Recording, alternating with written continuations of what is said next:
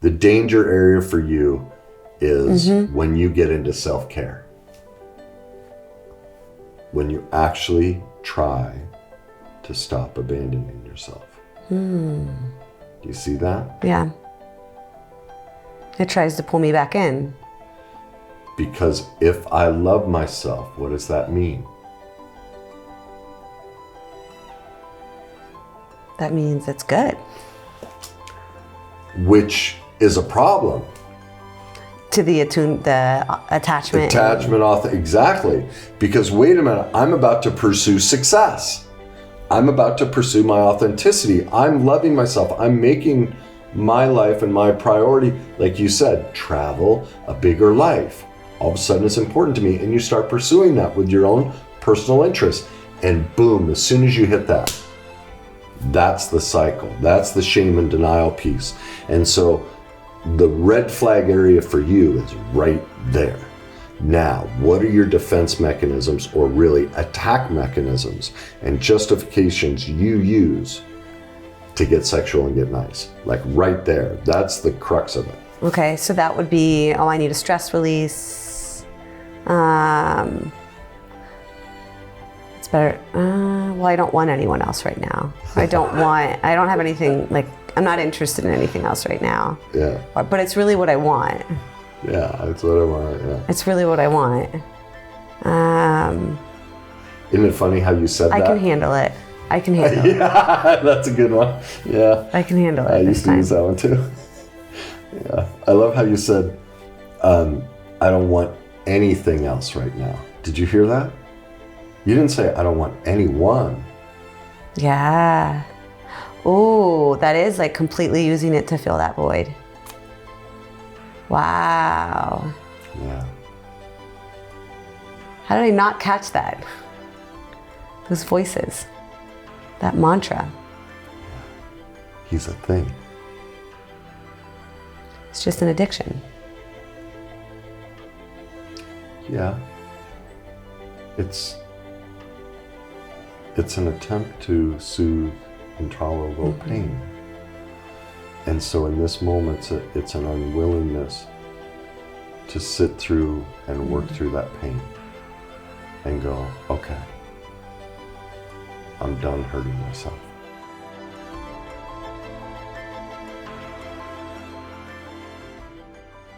So what do you want to talk about? We could talk about a variety of topics. All right. We need to play darts, put them up on a board and see which one. Christina roulette. That's right. Probably we could either go towards the perfectionism and the black and white thinking, or we could talk about attraction towards emotionally unavailable men. So we could go either way. If you could have 6 months from now, if one thing could never be a problem in your life again, what would it be? The emotionally unavailable men. That's what I figured. Yeah. Let's start there. Okay. What's going on? I'm very attracted to love avoidance, emotionally unavailable men. I feel like I don't always see it right away. And then I've started to see the red flags faster. And I see why. And I know that it's an addiction, like a cellular addiction at the bottom of it. I just don't know what to do with it. And I feel like I can realize and say no for a certain amount of time, but then I seem to backtrack, and then I'll move forward. And then I backtrack, and then I'll move forward. What does that mean? Give me an example of a recent situation. Or maybe it's just me. For example, I'll make up excuses for them, or I'll see it. And a recent example, let me think. So there's one guy that I keep giving second chances to, and more chances. And I'll make excuses for him, and I'll justify. So what is he doing, and how do you convince yourself to give him another chance? Well, I tell myself, so one thing that I've learned as well, in the beginning of the last year, I realized I would doubt myself a lot and second guess myself on what I really wanted. So, and I've seen a lot, and so I keep telling myself, well, no, it's what I want. It's what I want. And he's helped me heal and see a lot of the underlying patterns in it, like as far as the love that I was missing from my father, the lack of love that I had, how I really want to be loved. So I don't want to be loved this way. I want to be loved that way. And I think I struggle with, but I really want it. But I also know that, like, from all the signs that I see in it, it's emotionally unavailable, and it's ultimately not really what I want. Does that make sense? What I hear is you talking about the theory around it, not the details. And what I'm curious about is, how do you know that he's emotionally unavailable? What are the signs that you see that stand out to you? Because anytime we talk about emotions, or I'll talk about emotions, he runs. And how does he run? Silence. Complete silence. So you do most of this through text? Yes. Okay. Do you ever try and talk to him about it in person? We have a couple. I have once or twice. And it's just smiles, and it's me doing most of the talking, and he doesn't really say anything or comment, but then nothing changes. But you had said he's helped you see stuff about your father and stuff. How did he do that? Because I would have the emotional reaction. Which is what? What would you do? Anger. A lot of anger. And how do you express that? I wouldn't express it to him. I've expressed it to him once or twice. But it was more me, where I would just get angry. So almost angry, I internalize it more, where I would tell myself, this is a lack of respect. I don't deserve this. I deserve more. Okay, keep going. And I always try to see both sides, so perspective. And I would ask myself, like, what is this teaching me? What is this anger from? And it would show me, like, oh, this is anger from how your father wouldn't spend time with you, or how your father always seemed to be irritated with you. Like, there's a couple times where I felt like a bother to him, an annoyance.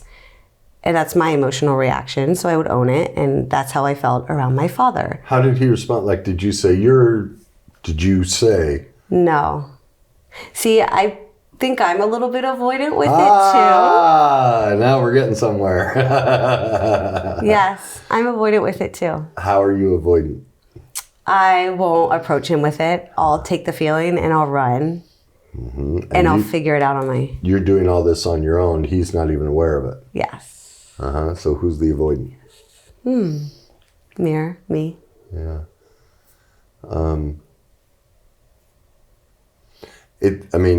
Two avoidants can be attracted to each other.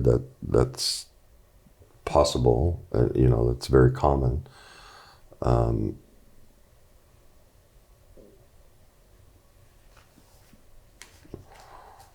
What do you like about the dynamic with this person?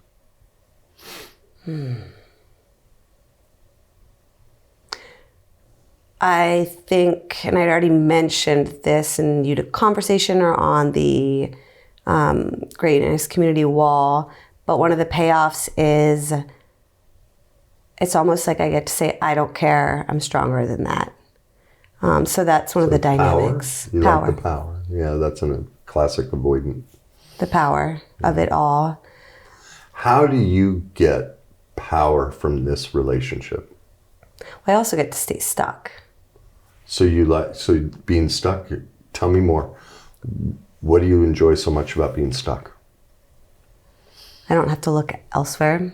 I don't have to, if I can just sit there and complain and say, why can't I get my way? Then I don't have to actually put myself out there and look for another man to date. So I stay stuck that way. I also don't have to shift my emotions around it. I can just keep my emotional state in the same place where it is. I don't feel like I do it for attention because there's really only one person that I talk to about it. Maybe I do. Maybe I do it for attention from her in some way. I think those are the majority of the payoffs. Okay. Who throws their hands up and makes a fit when they don't get their way? Me. No, but not a specific person. But what type of person? A child. A child. When they don't get their way. Mm-hmm. So do you see the power we get from choosing someone who's who is an avoidant? We get to stay the child. We don't have to be responsible for our life. Mm-hmm. We make everybody else responsible. Mm-hmm. That gives us freedom. We get to stay immature. We never have to step into our life, claim our authenticity or anything. There's no responsibility. Everyone else is now there to take care of us. So it's a very manipulative dynamic that keeps us stuck as an infant. And there's tremendous power in being an infant, because what happens when you're an infant? Everybody runs to your rescue. Amen. And so then we have who to go to? Mommy and Daddy. And in this case, you mentioned somebody that might be playing that role. Mm-hmm. Which is interesting because we your girlfriend is who I'm referring to. We share that role. So we go back and forth for each other? Okay. Yes. Yeah, we do. All right. Because she'll come to me for advice as well. Gotcha. Okay. So then when you tell me about the anger. How does the anger show up? It shows up as rage, as like, you can't do this to me. You can't do this to me. Keep going. And rage not just against him, it's against myself as well for going back into it. Okay. It shows up as frustration, sadness, probably sadness at the bottom of it, resentment.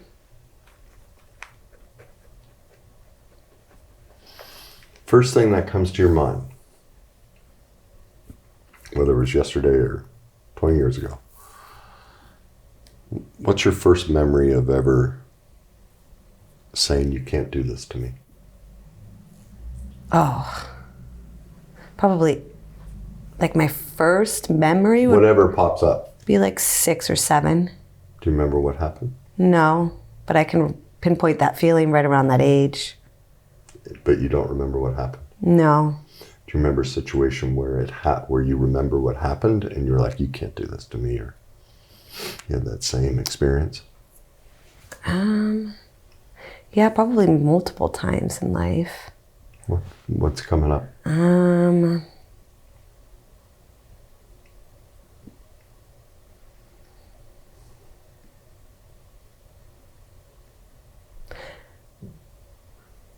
Being grounded. Being grounded, or told I couldn't do things that I wanted to do. Like a memory, very clear memory of running up the stairs to my room and slamming my door. And just having that same feeling. Okay. So if you're being grounded or being told you can't do something, what's that feeling? It's right here. It's rage. Rage. And so anger, remember, is fear. And fear is what? Inadequacy, powerlessness, or helplessness. Rejection. Rejection. Out of those three, which one do you think that feeling? Powerlessness. Amen. Yeah. A lot of powerlessness. And that's the thing about the love avoidant dynamic. When we choose that role, we think we're in power. But we're actually, it's the opposite. We keep making our powerless. Because if you think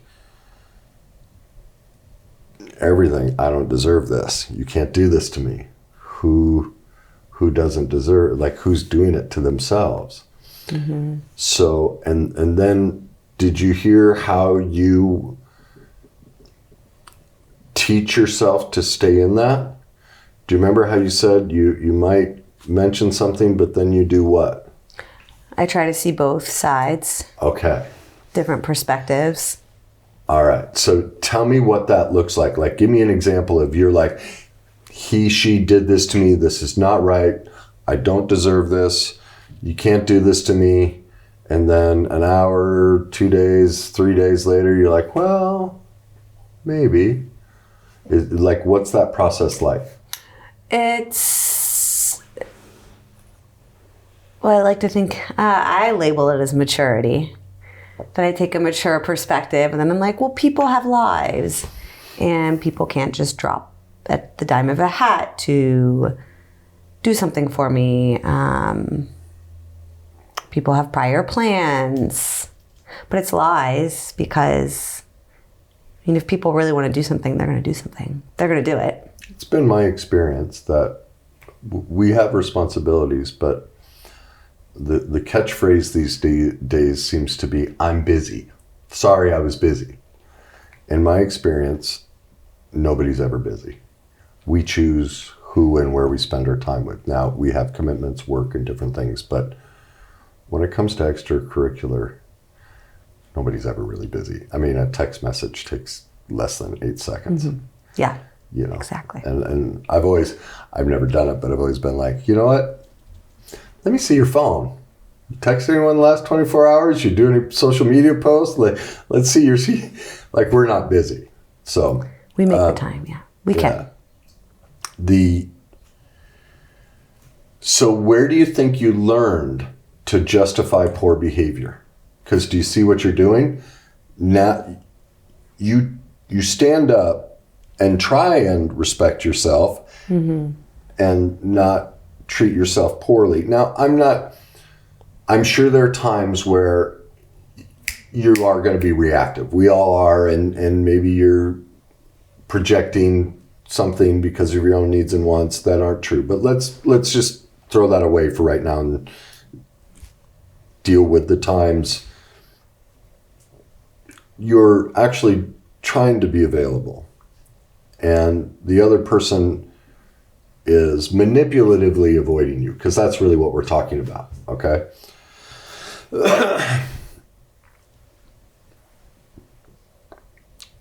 When you see how you start talking yourself back into it, where did you learn that? What's that about? My first answer makes me think that it's about attunement and attachment to my parents, because I had to justify to not lose, to feel a sense of love. And it's interesting because it's the same shift in emotions that I feel now as an adult when I justify and reason. So give me an example in childhood. So, for example, I remember my mom, she grounded me from the car it was a consequence, but it was like for 2 weeks. And I was very angry, obviously, and I got up to my room. And then it's probably the same thing, like 2 or 3 hours later, I come out with a sunny disposition because I had to. That was maybe expected of me too. Like, go calm down in your room and my mom always expected us to say sorry.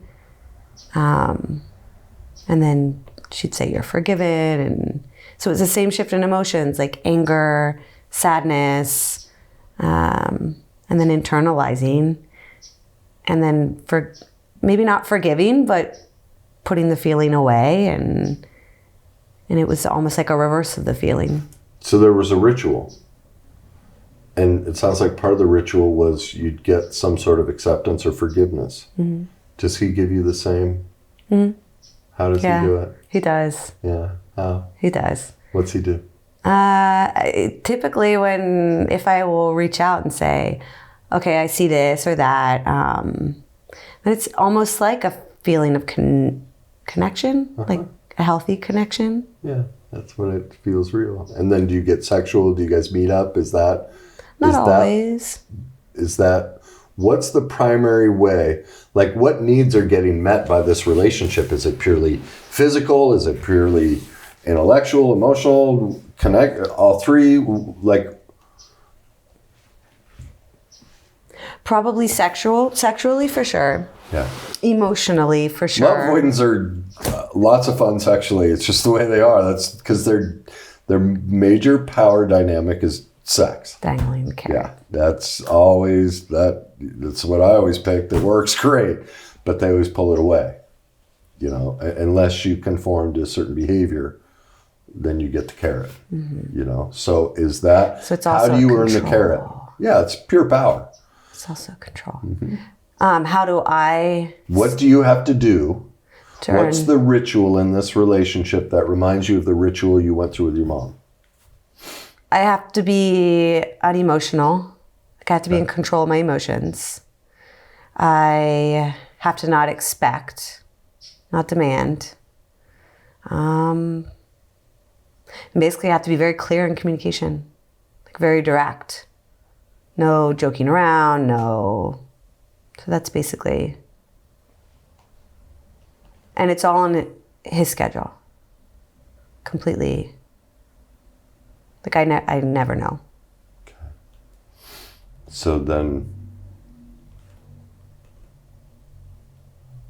are you able to map out the cycle of this loop you're on, of the high you get from the chase, mm-hmm. and how you start giving yourself away as you chase him and he slowly rejects you, which triggers the rage, then the internal explosion, the slamming of the door and going in your room and pouting and throwing a fit, screaming at the pillow, and then coming out and realizing, well, wait a minute, the only way I'll get his attention is just like mom. I have to shut all this off, shut down, come back out with my sunny disposition, but only in a certain way so that I get forgiveness, and boom, I get this area here where he's available emotionally only in his way, intellectually only in his way, and sexually, you know, and which is similar to mom. Not that there was sex involved with mom, but you get my point of we're going through all this for this little bit. Are you able to map that out? I've never tried. I'd encourage you to look at that and see each step of the way. Because what you're ultimately doing is giving yourself away. Do you see that aspect? Yes, totally. Okay, so where would you like to see you step in on that cycle and go, this is the part, which of that part do you think right is... away. Okay, so... Right at the chase. So tell me, what do you mean right at the chase? Like when you start texting him? When I start even getting that. So I also noticed it tends to hit when I'm anxious, almost like an escape. So some sort of current stress in your life? Do you know what, is it a financial? Is it what kind of stress? It's been financial. It was also like holiday. Okay. So being around my family. Okay, it was a family trigger. Mm-hmm. Okay. Yeah. Like I'm going to be around my family. I need an escape. Maybe loneliness. Maybe some loneliness too. Okay. And so your medication right now, has this been a common trait with men that you picked? When those stressors hit, that's when you get I'm assuming you get flirty and you dangle the carrot. Is that how it works? Yeah. Okay. As opposed to, hi, I'm feeling lonely right now. Could we go have coffee and chat? Yeah. It becomes, hey, look at the new outfit I bought. Salacious pic or, something like that. Not anymore. But you get my point of, because you dangle it as well. Like, let's flip the table. How are you controlling him? Through what's the route? What's the cycle you take him on? Yeah, dangle or Yeah, it is sexual. It is. I dangle the sexual carrot. Is that how you draw him in? To draw him back, you, not lay out, but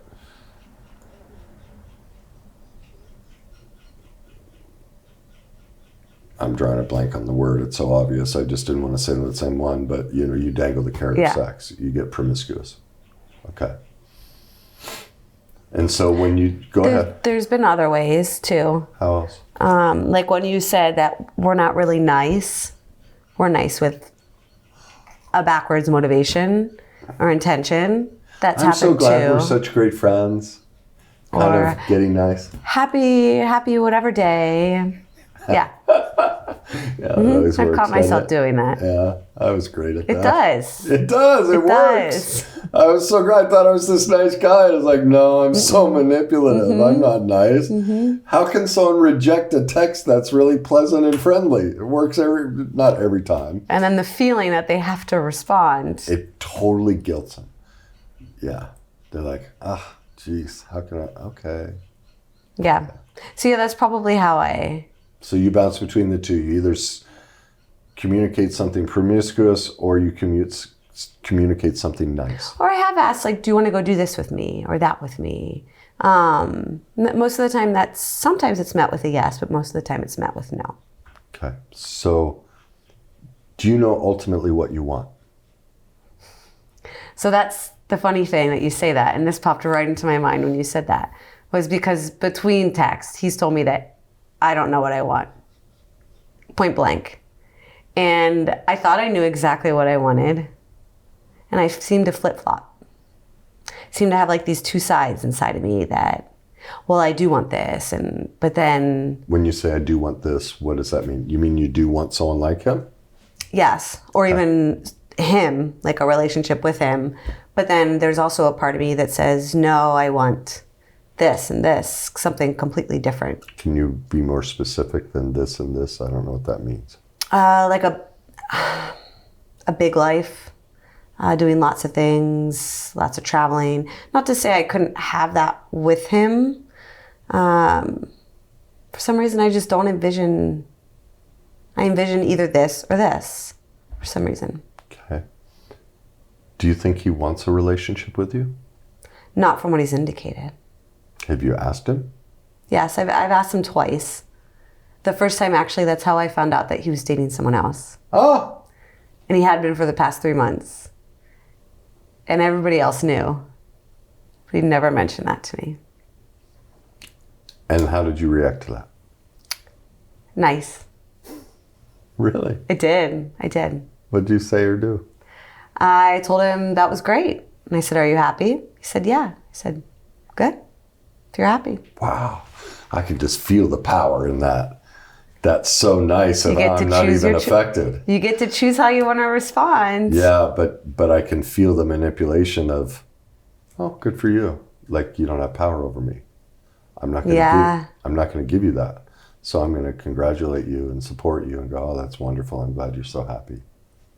Yeah, I see that. Yeah. And then the second time, well, I'd gotten angry with him. And I'd gone off on him by text. And he responded and was like, I never promised you anything. I'll leave you alone. And then obviously then I apologized. You got nice. I got nice. I apologized. And we continued doing our dance. Yeah. Okay. So,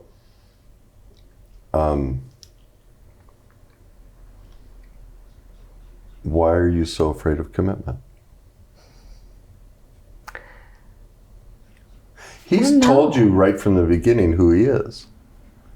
I have another relationship. I don't want one with you. From what I'm hearing from you, you know exactly what is expected. No emotion, no joking around. This is purely sexual, but only when I'm in the mood sexually, on my terms. Everything is on my terms. Yes. And that completely, so what I realized, that's controlled, repressed, and dominated. So you mistake a strong, powerful man, I mean, all those sound very strong and powerful. I know exactly what I want, and he's laying it out. And there's truth in that. He's, from what you're telling me, he's very, very direct. Look, this is the road. If you want to drive on this road, these are the road signs, and these are the speed limits, and this is what you have to follow.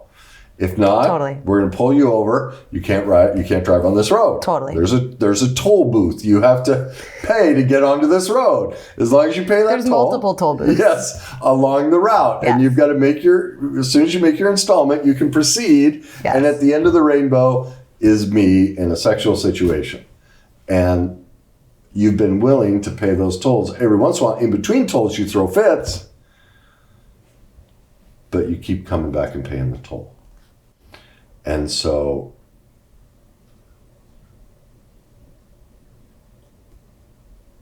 why isn't that what you want?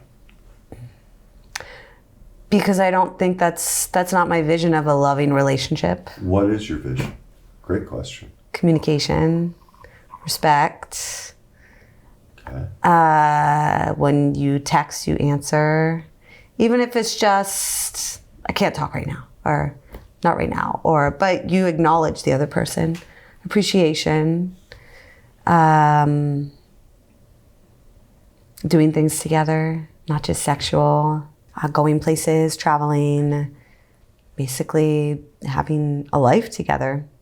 Okay. And with him, that's a relationship with him doesn't include any of that. Not as I've seen it, no. Okay. It's just been power struggle after power struggle. Okay. So what I heard you just explain is your needs and wants. Mm-hmm. Travel, communication, everyone defines respect differently. For you, it's, I'm fine if you're busy, but it takes 8 seconds to go, I'm busy. Get back to you when I'm finished. So a level of communication, a certain style to that. And so now can you see why you would rage? Yeah. Because I'm not staying true to what I really want. And so that comes back to the inability to say no. Power of no. Yeah, remember that from the book? Mm-hmm. Yeah, and so then I'd look back into childhood and go, okay, where was I not able to say no? So many things. Okay. What stands out to you right now? Everything. I couldn't say no to not going to church. Where I was going, I couldn't say no to people hugging me or touching me if I didn't want them to. Was there abuse in childhood? There was spanking. There was a lot of spanking. Okay. I personally consider that abuse. Yeah, Okay. yeah. I can see that. If you have a job, are you going to allow your boss to pull your pants down and spank you for doing something inappropriate? As an adult, we'd all end up in jail, but yet we can do it to a defenseless child. That doesn't make sense. Well, we're teaching them. Okay, well, I guess you haven't learned the lesson because you're still making mistakes as an adult, so why can't I do it to you at work? Anyway, so Yeah, I've never understood that concept. I was spanked a lot. Yeah. I mean, we had to be at the dinner table at a certain time. What else I couldn't say no to spending time with people that I necessarily didn't want to spend time with. Activities, events. A lot of my life was, you don't have a choice. You're just going to do it this way. Yeah. So what's your fear about choosing your life? Well, maybe it's that link between my parents and I in some weird way. It's usually what it is. For us, we'll back away from pursuing our needs and wants because to do that, that's pursuing our authenticity. Mm-hmm. And when I pursue my authenticity, I put at risk connection and attachment to my parents because I became this to get attachment. I wonder though if it's more self-sabotage at this point, because I feel like I've come to a point where maybe I say it, but am not really healed from it. Or maybe it's just still I hold on to resentment against my parents, still a lot of resentment I need to let go of. And maybe that's why I hold on to that link. Because like you said, I might be resentful, I might be angry, but I'm still choosing it. And that gives me power. Yeah, that's what lack of forgiveness and all of that is it's victim power. But it, again, keeps me the child. Yeah. I'm still attached. I'm still reliving childhood. And so not pursuing it, you'd called it self-sabotage. Well, self-sabotage is the shame piece. That's where self-sabotage is us choosing to victimize ourselves to get power. We want power. And the best way we know how to get power is to be the instigator of our own demise. And the added benefit of that is it keeps, like we already talked about, keeps me irresponsible, keeps me the child. I get to throw fits. I get to stay connected to my parents. And have you done any sort of anger or rage work around childhood and all of that? I really consider writing, and I wouldn't mail them. I'd consider rage letters at your parents for the powerlessness. Now, the key isn't to get into, it's like when you locked me in my room, but the key is to get into the feelings, not locked me in my room and I stared at the walls all day and all I could do was play with my dolls. Like, that's describing facts and events. When you do that, that's an avoidance of the emotional event. So it's when the door slammed behind me and I heard it lock, I felt enraged, and then let the judgments out. You selfish, you blankety blank, blank, blank, blank, blank, blank, blank. You hit something with the judgments, because I feel like I still have a fear of judgment, of judging others, because again, it goes into my perfectionism. Then I'm bad and I'm shameful for judging others. Tell me how that message got sent. How did that show up? Probably in childhood. Do you remember events? No, I just know that, not off the top of my head, but I know that my parents my mom's family was very, very religious, super religious. So we were told many times, oh, don't sin, or so it was a spiritual judgment. Yeah. Yeah, isn't that funny? The spiritual, don't be judgy, is they're judging you for being, they're condemning you. Yeah. Yeah. For so many things. Yeah, it's very judgmental. Very hypocritical. Yeah, exactly. Don't do this, don't do this, don't do this, and all of its judgment. Yeah, exactly. Okay. So it sounds like there's a heavy ritualistic, religious aspect. Yes. To what you went through. Yeah, and I've done I feel like a lot of the spiritual work. I probably still have more to do, obviously, if I'm holding on to things and not forgiving. What do you think you need to have to do? Forgive. What does that mean to you? Let go of it. But go ahead. Ultimately, I'd want to change the underlying feeling.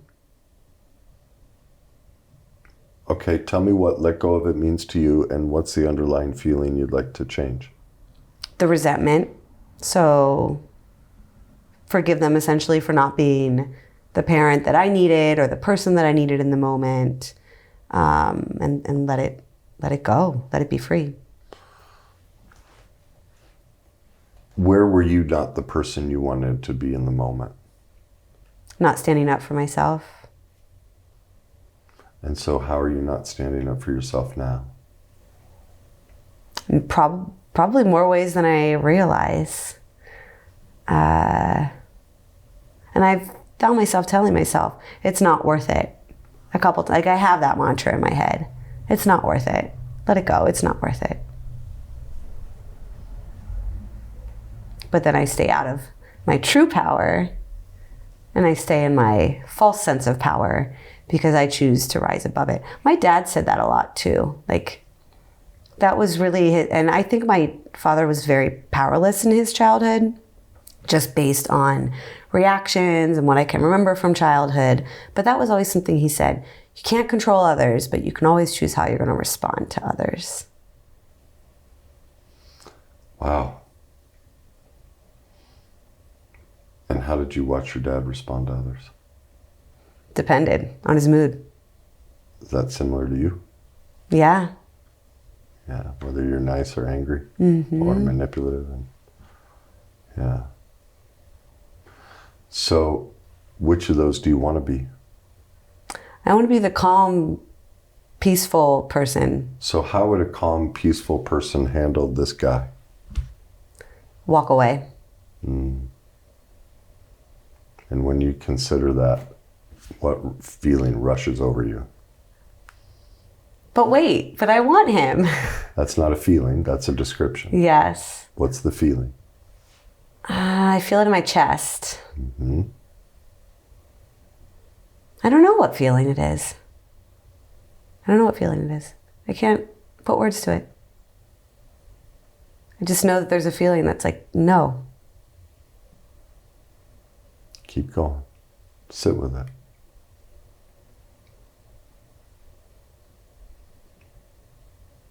I'm trying to think of the feeling wheel.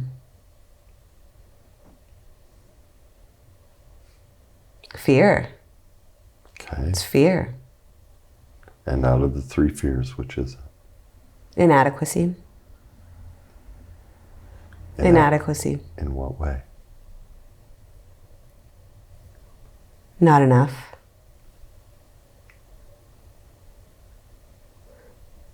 So if Like, what do I have to do? Okay. So if you walk away, I'm not enough, what do I have to do? And ultimately, what's that? If you're not enough, and what do you have to do? What has happened to you?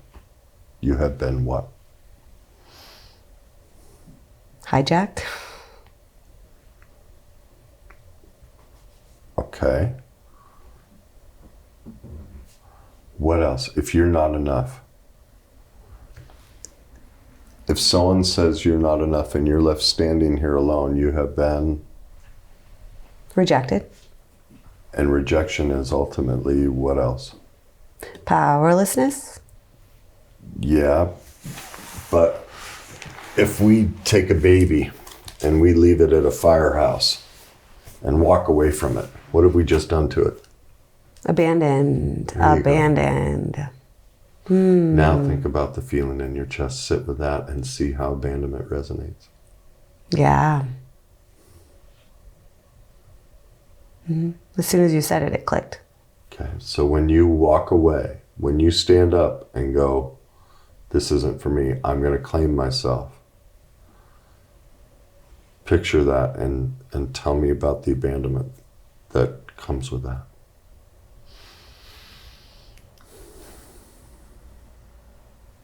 It's like I stay strong for...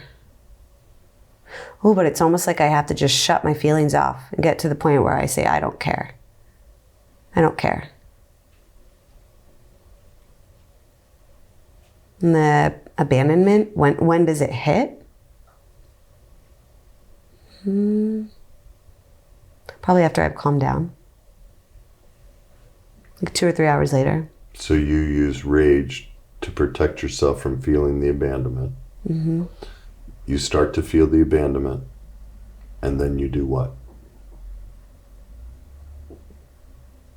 I distract myself. I won't reach out right away. I distract myself. I focus on myself.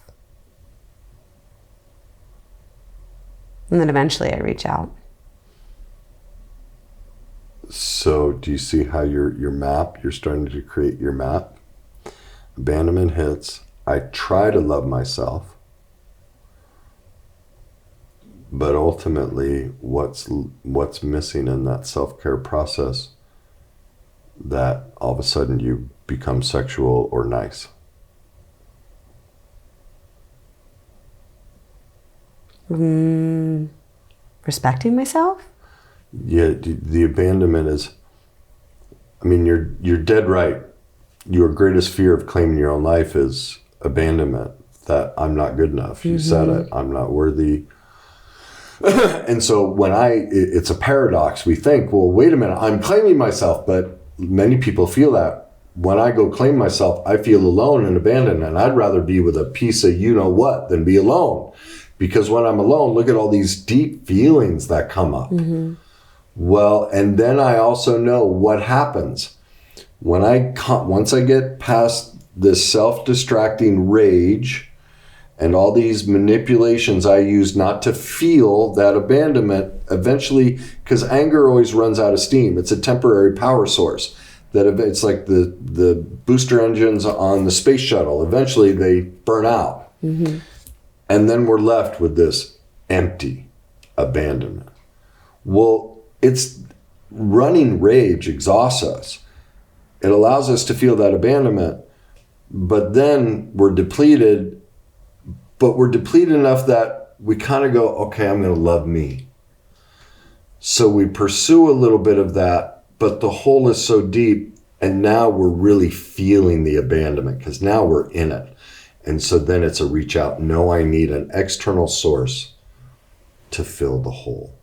And so if you look at the whole process you talked about, the red flag area for you is where?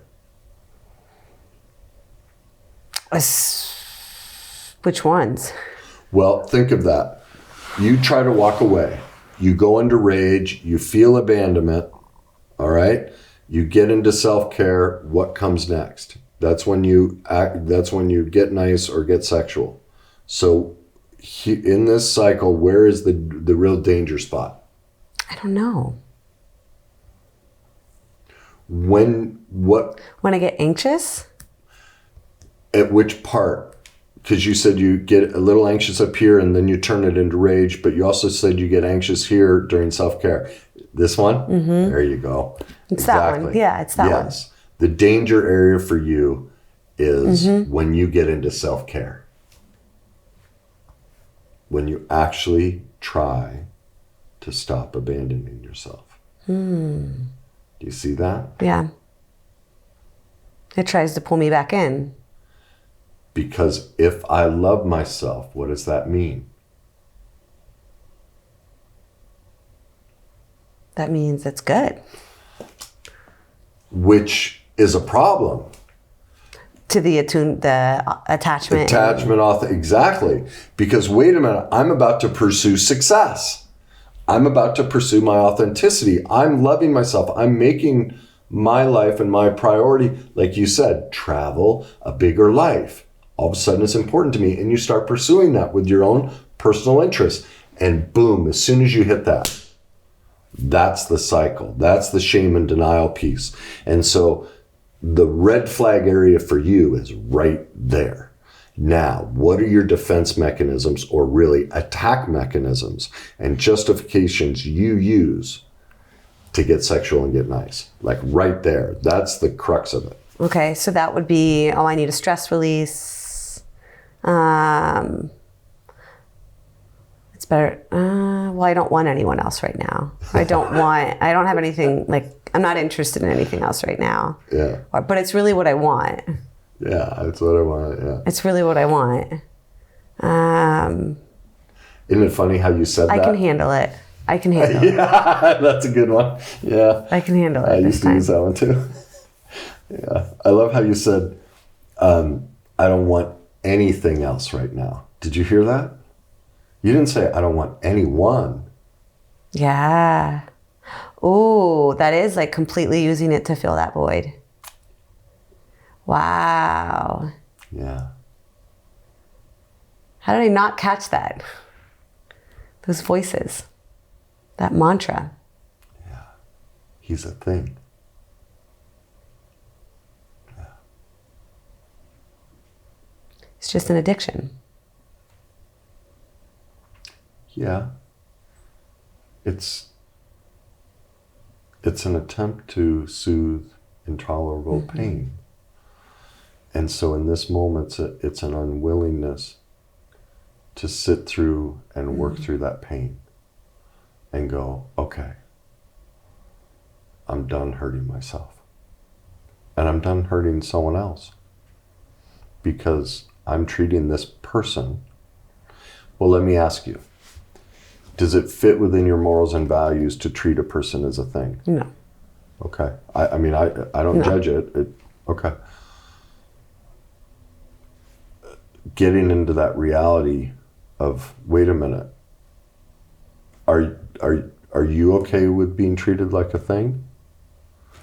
I mean, some people are. Like, again, it's one of those things to look at of, because of the release of being, so is there an aspect too? Because if he's a thing, then I'm a thing too.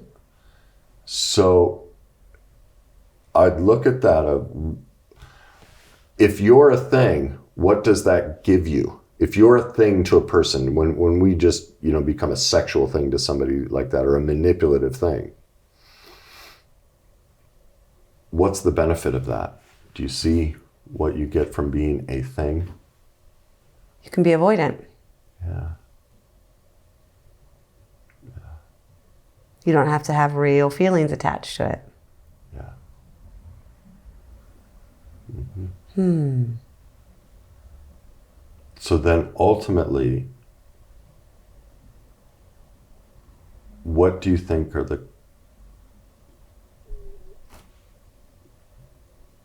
what do you think is the main choice you have to make for you? Walk away. Okay, yes. And have backup plans so Yes. that when it hits, I know what to go towards. And what is it you need to go towards? Myself. And okay, now let's talk about that. Because right now, you're treating yourself as a thing. And so if you were no longer a thing and you were you and yourself, how would you treat yourself? With respect. Which that's a buzzword. I don't know what that means. So that means making myself a priority in my life. Still too superficial. Yeah. What makes you a priority? By considering my feelings and my emotions first. Still, do you see how you're avoiding with me? Am I? Yeah. Do you see respect? Yeah. Considering myself first. Well, respect is, I don't allow people, if somebody shows up, well, let me do it differently. Respect would be. So it's like boundaries? Boundaries. I don't spend time with people who call me names. That's a specific respect thing. I don't allow myself to date people who don't respond to text messages. That's a respect thing. But one of the ways you guard yourself and keep yourself a thing is you use generalities from what you really need and want, so that you can guard the deeper piece of who you really want to be. So try again. How do you know you'd love yourself? What would that be? I don't spend time on people that don't acknowledge me. And so you spend your time doing what? I spend my time with people that want to share and that want to spend time with me and that value me. Do you have people like that in your life? Yes. How many? Like one or two. Okay. Is that enough, or are you the type who needs more? How many do you need? I don't know. I don't want to limit it. I feel like I could get to the point where maybe not a community, but a good tribe. Do you see a dinner table? It's like 10. How many? 10 people. 10 or 15. A table of 10 people. So there's a goal. When I want to be a thing or make him a thing, instead, I'm going to cultivate someone in the group. I don't know your social circle. I know the groups that you're in. I'm going to reach out to them and try and build connection there, or through, your work and different things like that. Yoga, all that different stuff of no, God, AA meetings, meetup groups. I mean, there's millions of opportunities to build connection over interests that you share. So, I mean, what other interests do you have besides yoga and personal development? Anything fitness related, nutrition. Nutrition. Cooking, kids. I have children. I love talking to moms. So moms groups, cooking groups. Design. Like, do you see all the different meetup groups, different avenues you could go and have a table full of different interests at the table? Like, wow, that sounds like a great dinner. I want to be invited. There's a lot of eclectic people in that mix. That sounds perfect. Yeah. Yeah. So what else do you need to not be a thing? Love. And what is love? Love is that warm, fuzzy feeling. Love is taking care of yourself. And how do you take care of yourself? By acknowledging yourself, by... Too superficial. Love is by not ignoring your feelings. Still too superficial. What actions? I'm going to give you some examples of those things, and maybe you'll be able to see it in ways that work for you. Okay. Ways I love myself are clothes. I love to dress well. It just fills my soul. I love to lay by the pool. I love to go for walks. I like jazz clubs, blues clubs, comedy clubs. I like to fly fish. I like to camp. I love coffee in the morning, sunrises, sunsets, painting, yoga, meditation. Like, these are, and did you hear all of those? I don't require anybody else. That's me filling my tank. I go do those things for myself. I do a lot of that already. Okay. I feel like ultimately at the bottom, it might just be loneliness too. There you go. And reaching out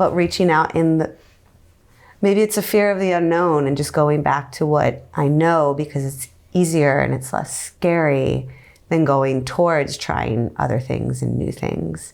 Because I do a lot of fitness. A lot of my self-care is fitness. Like, I love trying any new fitness studio. I love the beach. I'm starting to travel. I love going to bookstores. I love getting my hair done. I love getting my nails done, pedicures. I love giving myself a facial at home and baths. Cooking, spending time cooking, cleaning my house is an act of self-love for me. So I have a lot of those. And I think I'm just lonely. So you need connection. For love, all the other things, what you're really saying is, I need relationship. Yes. Okay. Do you pursue, I know you have some girlfriends. Do you think right now in your journey you're able to have close male friends, or do you think you'd turn it into sexual? I think I'm getting to the point where I can have close male friends. I actually do have a close male friend. Okay. And I was able to set a boundary with him. Because he wanted to be sexual? Yes. Okay. Yeah. So now I think I'm to the point where I can have close male friends. It's always difficult with someone of the opposite sex because usually somebody's there because they want something more. And so is there really closeness, or is it I'm trying to be the nice person to get them to eventually say yes? You know, there can be that underlying dynamic at play.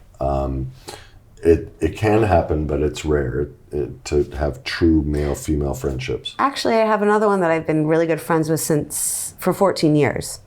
So, yeah, I have a couple close guy friends too. Okay. All right. So then what I'm hearing primarily, I mean, if you think back to how your dynamic is working, you distract anxiety, you distract, you go into rage, and you get into abandonment, and at the abandonment spot, that's when the anxiety comes up and you feel loneliness.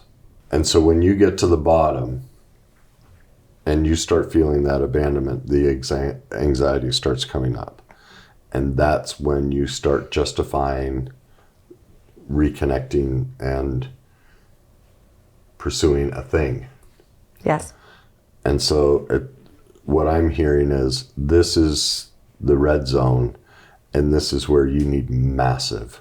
You need a system in place to massively feed your abandonment fears of true, intimate, intellectual, emotional, spiritual connection, and I would guess for a little while at least without the sexual dynamic.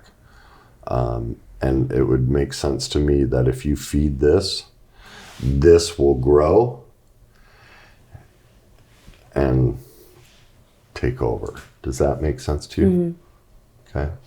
So then what sort of plan could you put in place to build that intimacy connection to meet that abandonment need? With myself or with others? With others, yeah. Like how are you going to go about meeting your need for connection? I can always reach out to my good friend. But I think I need to start reaching out to other people too.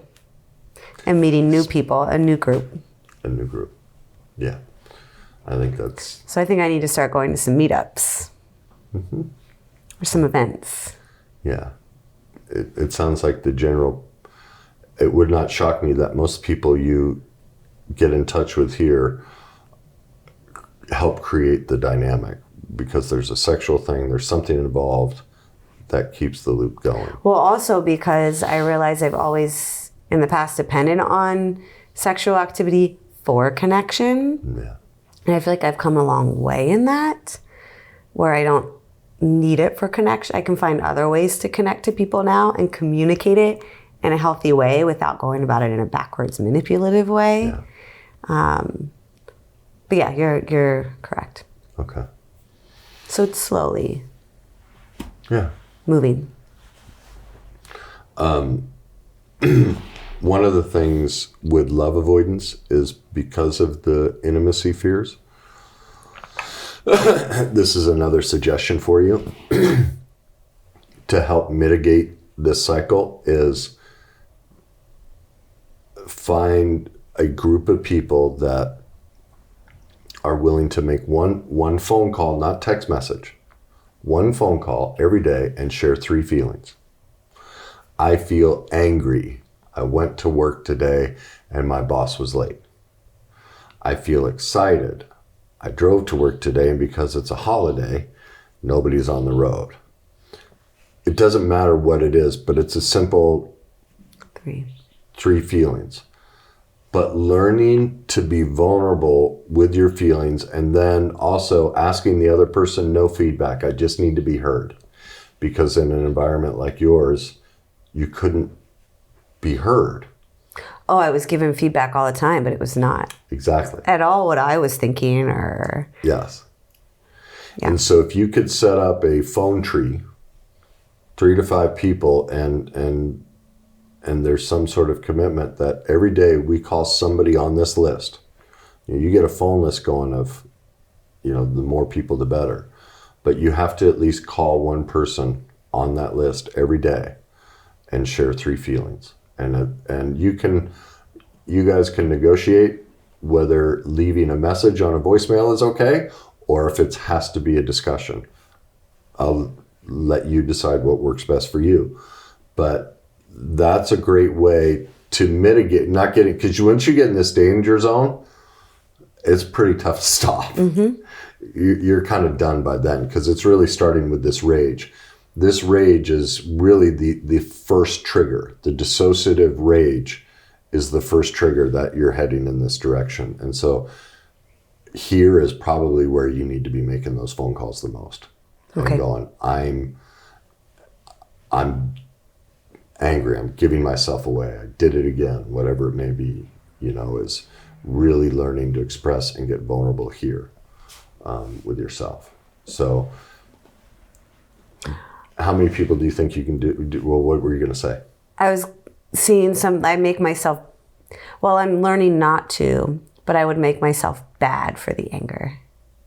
as well. So that would keep me in that shame, denial, because then I would go isolate myself, but then it just keeps me. Mm-hmm.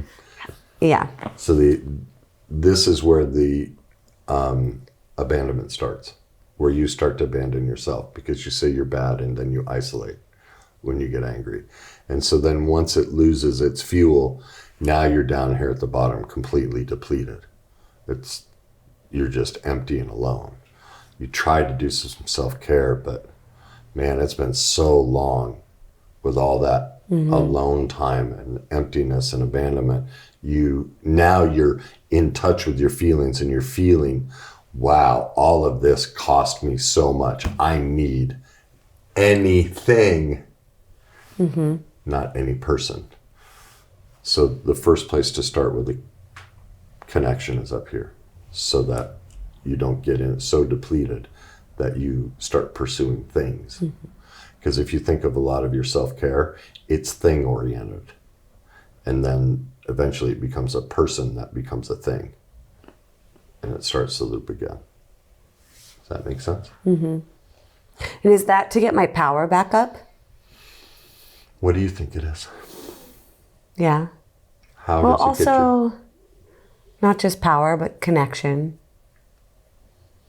Yeah. The only way you know how to connect right now is to turn yourself and the other person into a thing.